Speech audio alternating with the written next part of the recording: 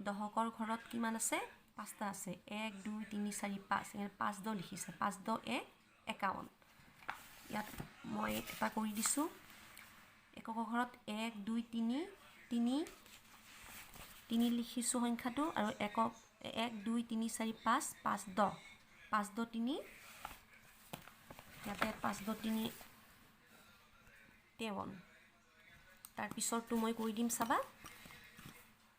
1 2 3 4 5 6 ইয়াতে হ'ব 6 1 2 3 4 5 5 10 5 10 6 কিমান হ'ব 56 এতিয়া মই এই দুটা ইয়াত কৰি দিছো তোমালোকে কিতাপত কৰি দিম চাবা 1 2 3 ইয়াত হ'ব 3 1 2 3 4 5 ইয়াতে হ'ব 5 5 10 3 5 10 3 53 1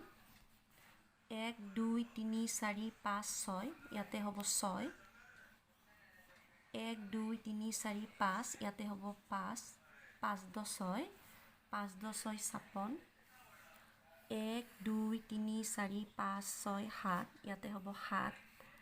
1 2 3 4 5 5 10 5 10 7 57 1 2 3 4 5 6 7 8 ইয়াতে হ'ব 8 1 2 3 4 5 ইয়াতে হ'ব 5 5 10 5 10 10 58 5 10 8 58 ইয়াতে চাবা 1 2 3 4 5 6 7 8 8 লিখিছো 1 2 3 4 5 5 10 8 5 10 8 58 ইয়াত একক ঘৰত একো নাই গতিকে ইয়াত মই এটা শূন্য লিখিম 1 2 3 4 5 6 6 10 6 10 60 একেটা মণি খলাৰ মণি গণি মই সংখ্যাবিলাক তলত লিখি গৈছো এতিয়া